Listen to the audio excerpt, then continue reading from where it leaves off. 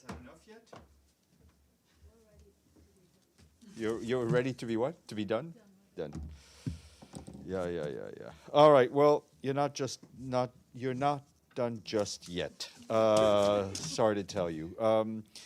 After you're done with me at 1 p.m., there'll be a press briefing by the Minister of Foreign Affairs and by the Minister. Let's try this again. I'm done. At 1 p.m., there will be a briefing by the Minister of Foreign Affairs and Regional Integration of Ghana, Shirley Ayarkor Botchway, and she will be joined by the Undersecretary General for Peace Operations, Jean-Pierre Lacroix, the Undersecretary General for Operational Support, Atul Khare, and the Undersecretary General for Management, Strategy, Policy, and Compliance, Catherine Pollard. They will be here to speak to you about Ghana's hosting of the 2023 UN Peacekeeping Ministerial Meeting that will take place in Accra on the 5th and 6th of December. At 2 p.m., there will be a press briefing, also in this very room, by the Minister of Foreign Affairs of Pakistan, Jalil Abbas Jilani.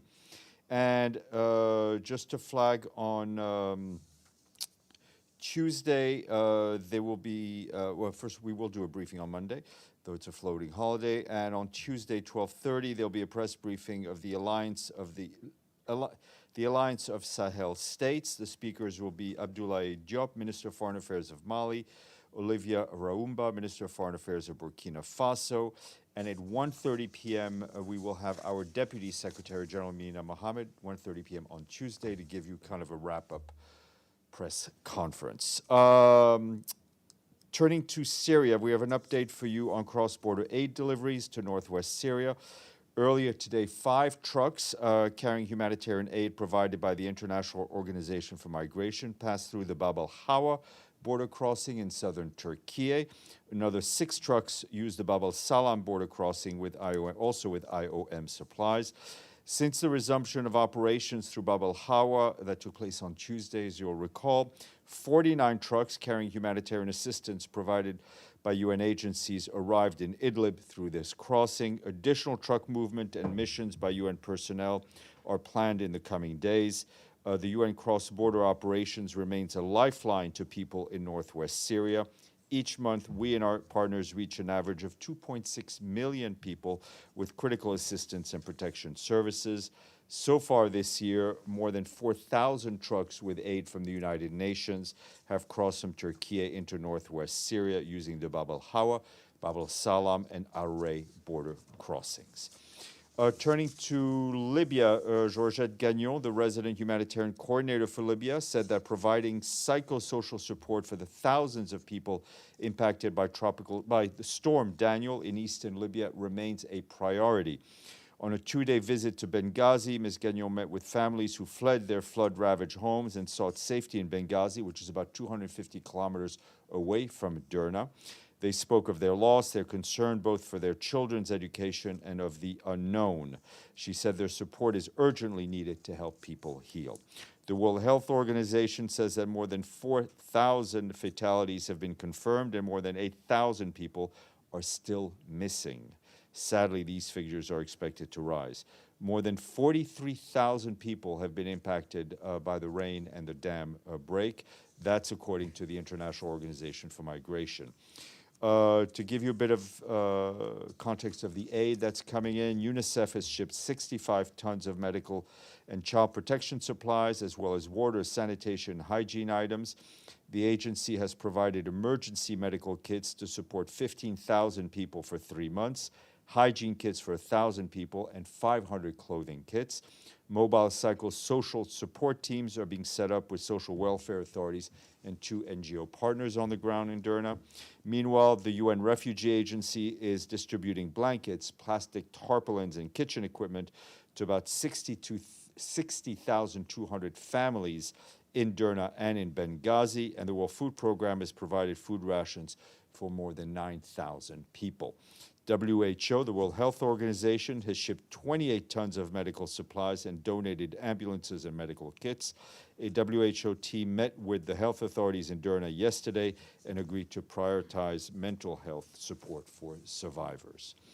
From Niger, the Office of the Coordination of Humanitarian Affairs tells us, well, they're warning us rather, or warning all of us, about access constraints in the Tillabéri region of Niger, that's in the western part of the country, where thousands of displaced people need humanitarian assistance.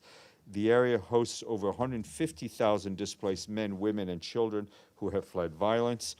Some progress has been made after discussions with the de facto authorities, but our humanitarian colleagues say they're still experiencing delays and difficulties as they're concerned that this could further aggravate the situation of many, many vulnerable households. And also this year you will have seen, you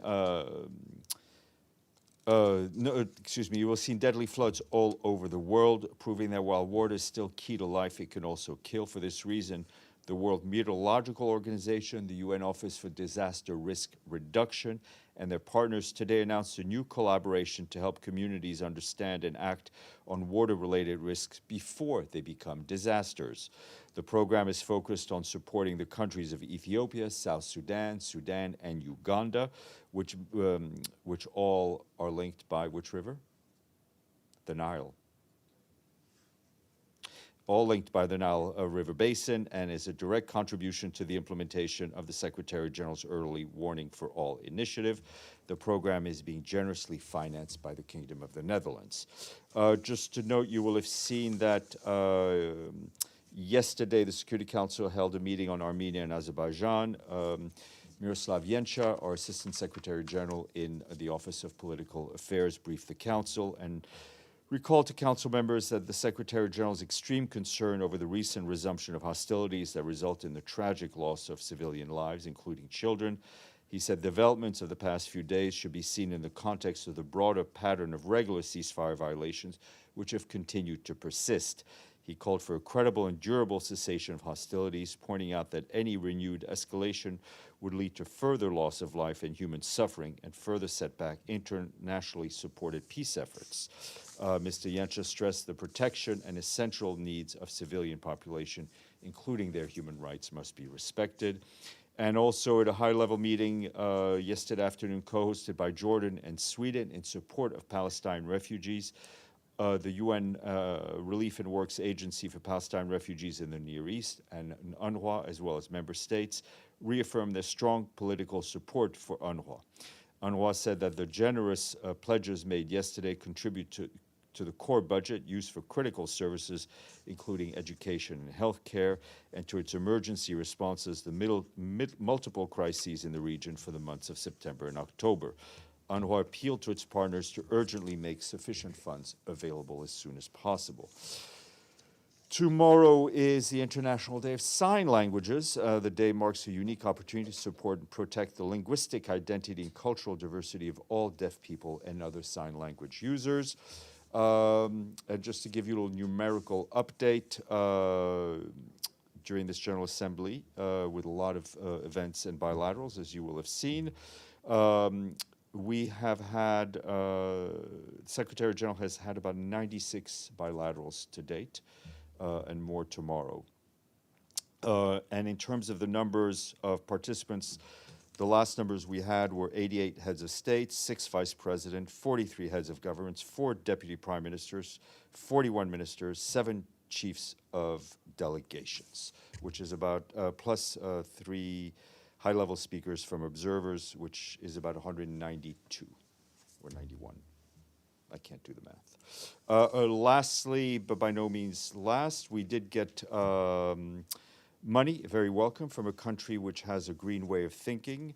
2008, it banned plastic bags and packaging material and asked citizens to take part in a monthly community cleanup called Umuganda, translating to coming together for a common purpose. And the nation also hosts car-free days in its green capital city on the 1st and 3rd Sundays of every month. What country are we talking about? Rwanda. We thank our friends in Kigali for their contributions. We're up to 135 fully paid up. Deji, any money? Sorry, I have no money, but I have several questions. On the Climate Ambition Summit, last year in December, when the Secretary General was here, he said, and I quote, "It will be a no-nonsense summit, no exceptions, no compromises. There will be no room for backsliders, greenwashers, blame shifters, or repackaging of announcements of previous year." But in that climate ambition summit, without major economies, countries participating, what does the Secretary General think of the summit, the turnout of the result of the summit? Is that considered successful? I think it was successful in the sense that the Secretary General kept his word. And he set a high bar for those, for member states and organizations and national authorities to be able to take the floor. And I think he kept his word. It was seen as a political push forward. And, you know, as he said, I think in closing, the advice he gave to those, all of the member states, those who participated and those who didn't, to continue the fight against climate change, and as he put it, to take no prisoners. So, speaking of no compromises, on Wednesday, UK Prime Minister Sunak announced that he's postponing the deadline of phasing out gasoline cars and vans from 2030 to 2035. What's the reaction from the United Nations on this decision? I would refer you to, I think, all of the strong words the Secretary General has said about the need for greater climate action from member states, including the G20. But for this question, actually, I have something else to ask. In 2020, when UK announced this, the UK said it's a historic step, that UK is on course to be the fastest G7 country to decarbonize cars and vans. When we're talking about the ambition of those promises and commitments, do you think it should be more pragmatic, that it's not empty slogans or empty promises? Because it sounds like the UK government said it's boosting jobs in the beginning. I think the Secretary General was very clear in what he wanted for his summit on Wednesday. I think the speaking the speaking list was very clear, also sent a very clear message, and I will leave it at that for now. And one last question on the bilateral between the SG and Foreign Minister Lavrov of Russian Federation. In the readout, it mentioned about host country issues.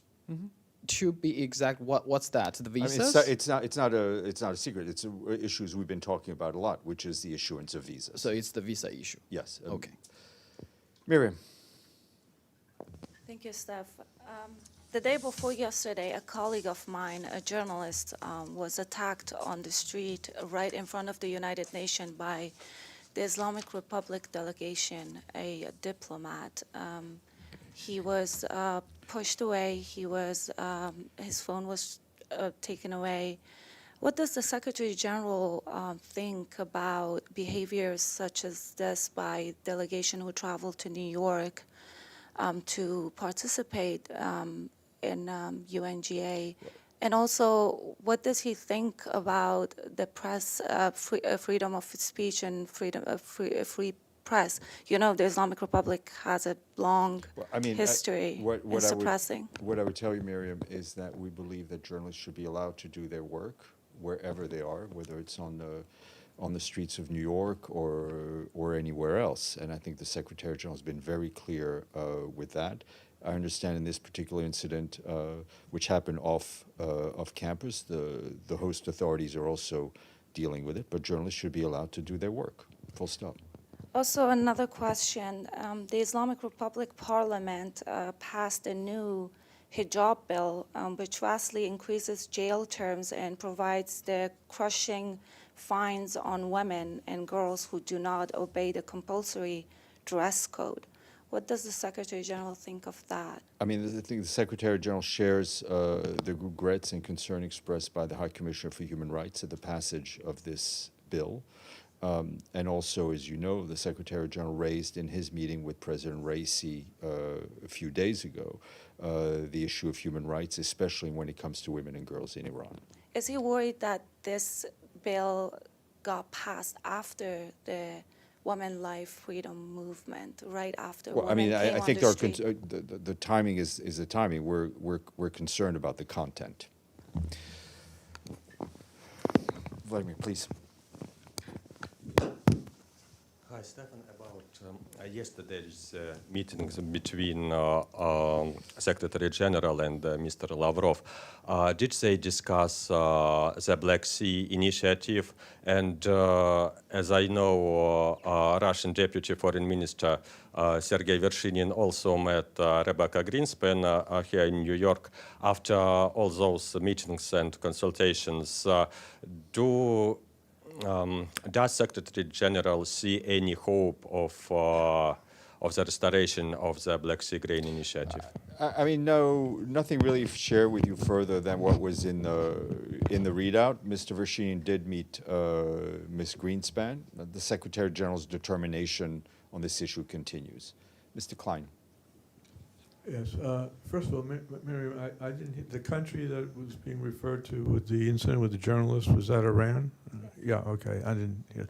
All right. My question is again regarding the climate summit. Were there any countries that pushed back about being excluded from participating in the conference, and among which was there any communication between the United States and the United Nations, given the Biden administration's investments, the passage of the legislation of many billions of dollars investment in green energy, and the other steps that the Biden administration has been taking regarding climate change? Was there? I mean, there was a lot of communication with many member states.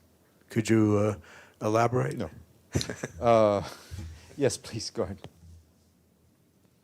Hi, Sergey Barba, Ukrainian TV, Channel 5. Volodymyr Zelensky has provided a very clear plan for reforming the Security Council. There are several points of it. So does the organization support this Ukrainian idea of reform? Well, I think the Secretary General, Mr. Guterres, and frankly, I think the last two of his predecessors that I've known have been talking about Security Council reform for quite some time.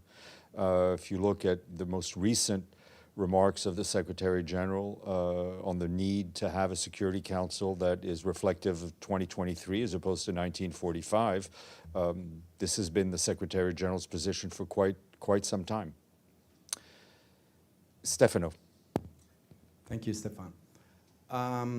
As you know, the migrant issue is very hot at the moment in Europe. It's just Borrell just declared they can dissolve the European Union, this issue. So the Secretary General had a meeting with Prime Minister Meloni, the Italian Prime Minister, and in a readout of the Italian government, it says Secretary General Guterres expressed his full agreement with Italy's approach to Africa. As you know, in this room, I asked you when the Italian Foreign Minister Tajani said there needs more UN in Africa, you said it's not a matter of will, it's a matter of money. Well, I asked him then exactly what you said, and he said he doesn't believe it's a matter of money, but it's a matter of politics, decision, strategy, and so on. So because after the meeting here says that the Secretary General Guterres is in full agreement, but in the readout that the Secretary, that you published, it doesn't say full agment. It says just that they talk. I would like to know. The question is in full agreement or not? Stefano, the compare and contrast of readouts, that's your job. We've put out our readout. I can tell you from the previous meeting I was in with the Prime Minister of Italy was back in Rome, and of course there the issue of migration did come up. The Secretary General, one of the Secretary General's main points is that it's not just the job of countries who are on the border of the Mediterranean, right? Whether it's Italy or Greece to deal with the issue of migration. It is a European responsibility. It is a global solidarity. What we want is, and I think I probably have said this 240 times, but it's about having real dialogue and agreements between countries of origin, countries of destination, and countries of transit. And we have global compact on migration. We have the framework. There needs to be more political will. A very quick follow-up. Because I consider the Secretary General, this Secretary General, an expert on... Sorry, if I could ask you two gentlemen in the back. Hello? Hello? Gentlemen, if I could ask you to stop talking, because it's very, very distracting. Thank you. I would say they consider Guterres an expert on the issue. What does he think about the Tunisia memorandum, so-called Tunisia memorandum between Italy, Holland, part of the European Union? I don't have his exact opinion on that, so. Okay, yes, sir. Another one, Steph. Yesterday on the Security Council meeting on Nagorno-Karabakh, Armenian Foreign Minister Ararat Mirzayan called for UN peacekeeping mission in Nagorno-Karabakh. What's Secretary General opinion on that? Well, I mean, it's Secretary General's opinion on what's going on between Armenia and Azerbaijan, I think, was expressed by Mr. Yencha. As you know, any peacekeeping mission would have to be decided on by the Security Council. Okay, I will see you all Monday. Stefano, please. Now, it's another issue. It's another issue. Okay. Sorry, and there's a mic open on the WebEx. If that could be closed, thank you. Sorry, it's just Biden told President Zelensky that U.S. will send Ukraine the ATACMS long-range missiles. So what is the reaction? Because Russia has said before that if the United States provide those weapons to Ukraine, we've not been in the business of commenting on all the weapons that have been going in to Ukraine, been used, except to say that we want to see an end to the conflict in line with international law and General Assembly resolutions. And on that note, hasta lunes. Yes, we'll have a briefing.